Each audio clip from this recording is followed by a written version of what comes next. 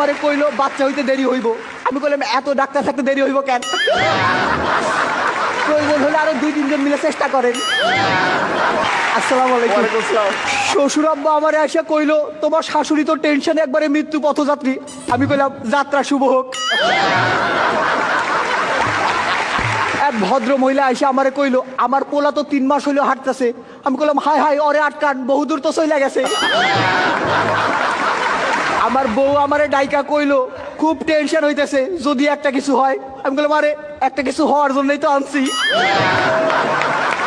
আমি কইলাম থাকো আমি বাসা থেকে আসতেছি। কইলো তার আগে তোমার শালি আসুক। আরে তাইলে যায় লাভ কি? দিদা আমারে কইলো বাচ্চা হওয়ার আগে টক খাওয়ান লাগে, এই ধর তোর বইয়ের জন্য 1 বাটি আচার নিয়ে যা। আমি কইলাম তাহলে আমারও 1 বাটি দাও। দিদা কইলো আরে না বাচ্চা তো হইব তোর বইয়ের। আমি কইলাম হ অবাক ব্যাপার, একই দিনে বিয়ে করলাম শুধু বইয়ের খবর হয়ে গেল। বউ কইলো বাড়িতে নতুন অতিথি আসতেছে, শুনে খুব আনন্দ পাইলাম। পরদিন দেখি শ্বশুর শাশুড়ি চলে আসছে। পাশের ঘর থেকে শালিকা এসে আমারে কইলো দুলা ভাই আমি কিন্তু বইনরে সারা রাইতে ঘুমাইতে পারি না। আমি কইলাম হ আমিও। আজ থেকে তোমরা দুজনে একসাথে থাইকো, আমি মধ্যিখানে ম্যারেজ করে আনি মনে। শালি কইলো আমার বোনের বাচ্চা হইব জন্য আমার খুব খুশি খুশি লাগতেছে। আমি কইলাম এইবার তোমার উচিত তোমার বোনরে খুশি করা। পরিবার পরিকল্পনার এক আপা আসছিল। আপা আমারে কইলো যে জন্ম নিয়ন্ত্রণের জন্য কোনো পদ্ধতি গ্রহণ করছিলেন কি? আমি কইলাম পদ্ধতি একটা গ্রহণ করছিলাম কিন্তু ওইটা নিয়ন্ত্রণের না। আপা আমার বউরে কইলো যে এই সময় ভালো মন্দ খাওয়া দরকার, আপনার কি খাইতে সবচেয়ে ভালো লাগে? আমি কইলাম ওই একটা খাবারের নাম কয়া দাও। ওইটা কইও না। আপা আমার বউরে কইলো এই সময় কিন্তু ভারী কোনো কিছু তুলবেন না। আমি কইলাম আমার ওজন খুব একটা বেশি না। আমার বন্ধু আমারে কইলো আমার শ্বশুর শাশুড়ি খুব খারাপ, মাসে 2-3 বার যাওয়া আসা করে। আমি কইলাম আমার শ্বশুর শাশুড়ি খুব ভালো, সেই 5-6 মাস আগে আসছিল আর যায় নাই। আমি যাই শ্বশুর শাশুড়ি কইলাম আপনারা বাড়ি যাইবেন কবে? কইলো নাতি নাতির মুখটা দেখে যাবো না। আমি কইলাম ঠিক আছে 2-3 দিনের মধ্যে একটা ব্যবস্থা করতেছি। হানিমুন থেকে ফিরেই তো বউরে হাসপাতালে পাঠানো যায় না, লোকজন কি মনে করবো, তাই বিস্তারিত একটু কইলাম।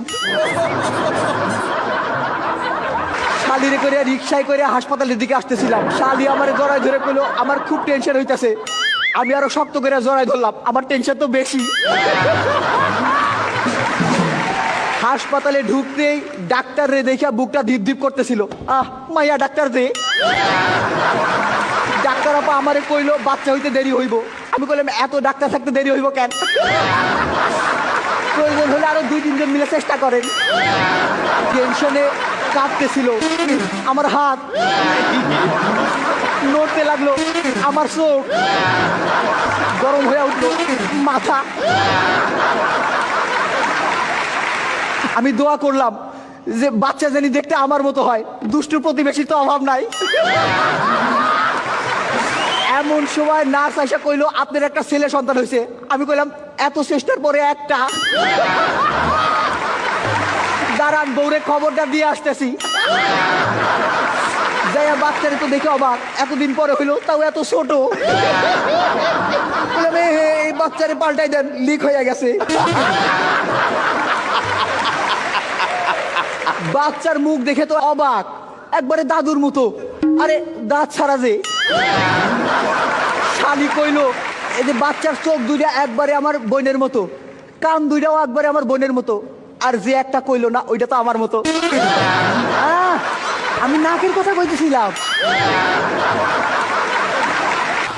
আমার যে ছেলে সন্তান হয়েছে এইটা শুনেই বিশ্বাস করেন। একটা ছোট্ট প্রমাণ আছে কিন্তু তা দেখাতে পারবো না। আরে ছবিটা যে নিয়ে আসি নাই। শ্বশুর শাশুড়ি কইলো একটা ভালো ছেলে খুঁজতেছি, ছোট মেয়েটার এবার বিয়ে দিয়ে দিব। আমি কইলাম আরেকটা ভালো ছেলে খুঁজেন, আমার দ্বারাও বিয়ে দিব। পরিবার পরিকল্পনার পয়সা কইলো ভাইজান এই ভাবির স্বাস্থ্য খুব একটা ভালো না, এখন আর বাচ্চা কাচ্চা নিয়েন না। আমি কইলাম তা ঠিক আছে, কিন্তু যাদের স্বাস্থ্য ভালো তারা তো আর শুনবো না। বলে শোনেন, 2 বাচ্চার মধ্যে দূরত্ব রাখা দরকার। আমি বললাম ঠিক আছে, বাচ্চা আরেকটা হইলে 2টারে 2 জায়গায় পাঠাই দেবো। বলে শোনেন, বাচ্চার পুষ্টির জন্য মায়ের ভালো মন্দ খাওয়া দরকার। আমি বললাম এই তো, মেয়ে মানুষ বলে পক্ষপাতিত্ব করলেন। ছেলে হলে বলতেন বাচ্চার পুষ্টির জন্য বাবার ভালো মন্দ খাওয়া দরকার। আর সারাদিন ধরে বউ বলতেছে আজ পারফরমেন্স যেন ভালো হয়। আমি কইলাম অনেকদিন পর তো, ঠিক আছে চেষ্টা করুম নেই। আজকের মতো আসতেছি, আসি।